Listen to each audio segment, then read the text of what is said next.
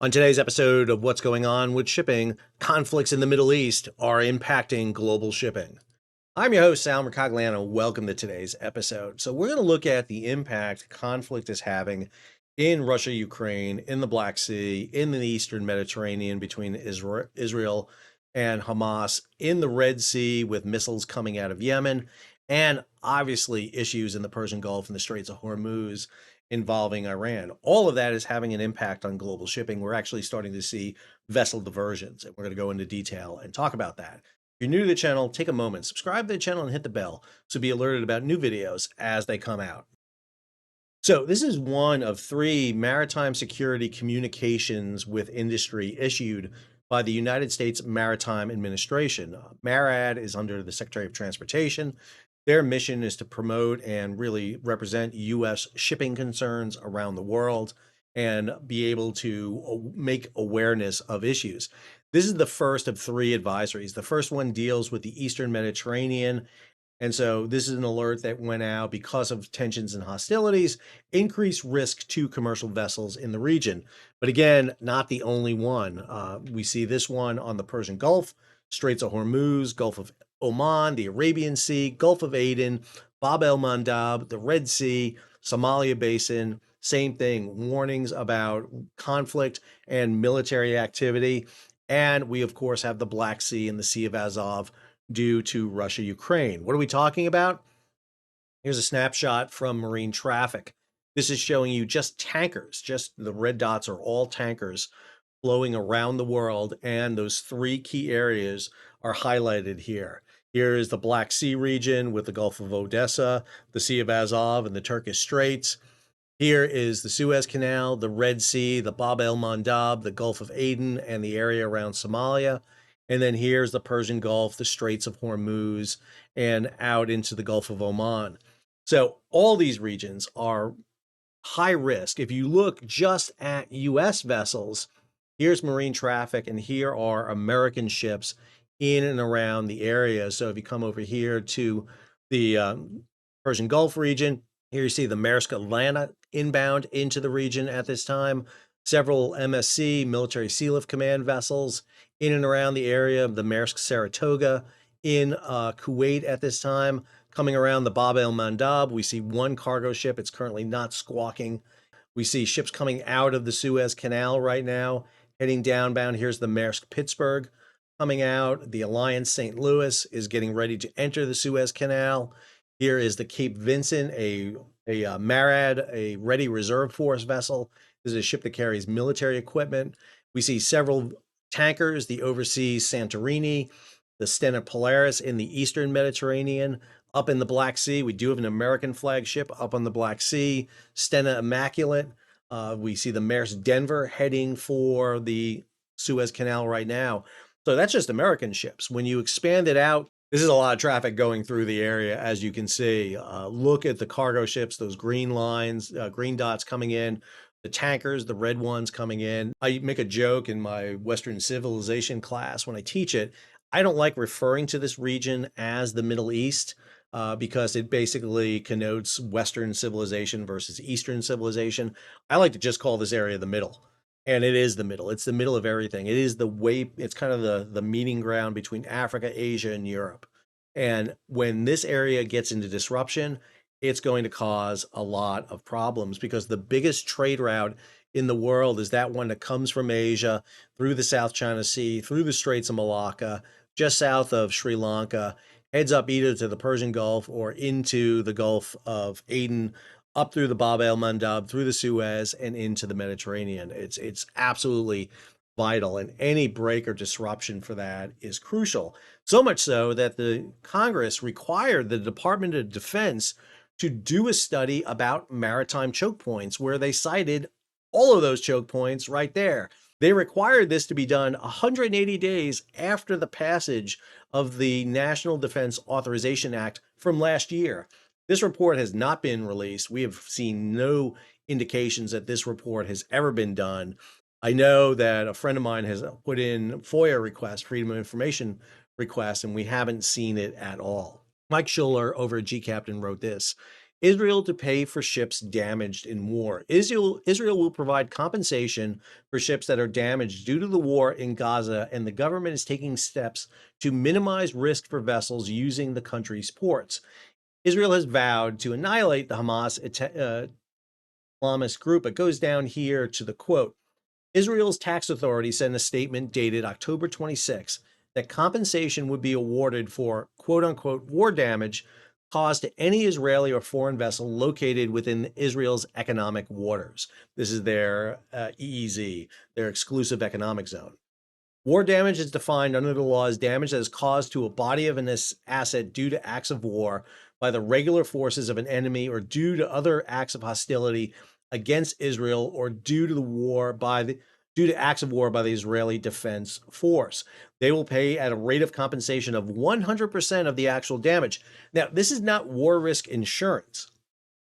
War risk insurance is insurance that you obtain from a commercial firm and you pay for it. Lots of times, governments will say they will cover the war risk insurance. In other words, they'll pay the premium, but you still have to deal with the insurance company for war risk.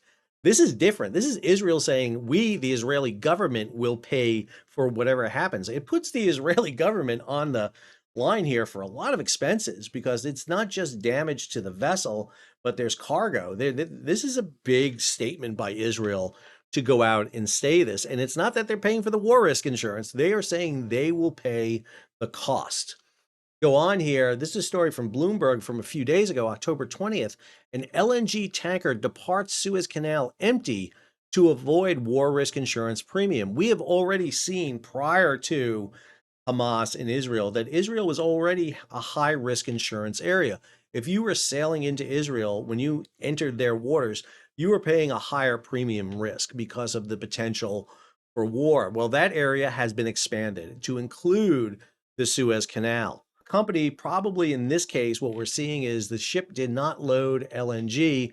The CPAC Catalana departed for Algeria, another LNG exporting nation, after spending 2 days at the Idku plant in Egypt. What probably happened is because of war risk insurance being leveled based not just on the value of the ship, but also the cargo, they decided to not load the ship in Egypt and instead sail to Algeria outside the war zone area to load. We may see that happening more and more because companies don't want to lay out that extra insurance that's necessary to offset the potential of damage. Understand the Red Sea has been a target before in the past. In 1984, the Libyans mined the Red Sea. We just saw that missile attack on the USS Carney being launched out of Yemen. There are potential other attacks coming out of that region. We just saw another American destroyer, the Thomas Hudner, go through the Suez Canal. They are now in the Red Sea. We see the amphibious Ready Group that was in the Persian Gulf transiting the Bab el-Mandeb. They're in the Red Sea now. So a lot of issues here about potential damage. And then this is the story that got me wanting to write due to this story today. This is a Reuters story back in October 17th. Evergreen declares force majeure on Israeli-bound shipments. Force majeure or superior force, this is the idea that there is an act that is being done beyond out of the hands of the company that is forcing them to do something. And in this case, Evergreen has declared force majeure on a shipment going to the Israeli report of Ashdod with its Ever Cozy vessel diverted to Haifa further north due to safety concerns, according to a customer note. This is the first force majeure declared since Hamas Islamists launched attacks on Israel on October 7th. I pulled up the information on Ever Cozy. It seems to be Evergreen all the time in the center of attention. I don't know why, but they do. Italian flag container ship, currently right now outside of Greece in the anchorage at Piraeus. But when you pull up its track, this is its track for the last 30 days, you'll see going into the two main Israeli ports here in the south and in the north. This is Haifa in the north. When she sailed on 17 October, instead of heading south down to the southern Israeli port, the vessel turned and headed north, heading up into Mersin, up in up north toward Turkey. And now they have boycotted going into the southern Israeli port. Evergreen wants to say is we're not going to deliver your cargo, but you can't hold us responsible for this because of an outside act. And in this case, the outside act is Hamas attacking Israel. They don't want to risk their ship in the port, even though we have seen no vessels have been hit in Israeli ports. There's been no disruptions caused by the enemy in Israeli ports. What we are seeing is slowdown in the Israeli ports. A lot of workers have been pulled out of the workforce in Israel and have donned their IDF, Israeli Defense Force uniforms. And that has slowed the offloading and loading of vessels in and out of Israel. And that is significant because as vessels take longer to go in and out of port, that has the impact for pushing schedules for vessels. And this ship was on a very finite schedule. This is the vessel's schedule it's running. It's conducting what's called the Levant service. So it's running between Piraeus in Greece, Haifa, Ashdod, Mersin, Iskendron, and Izmir. And now what we're seeing is that one port is going to be removed. Future services do not have it going in to Haifa right now. We see it going on the Greece Padi Mamara service here soon, but Evergreen is pulling the vessel out. We may see other vessels start pulling out of service to Israel.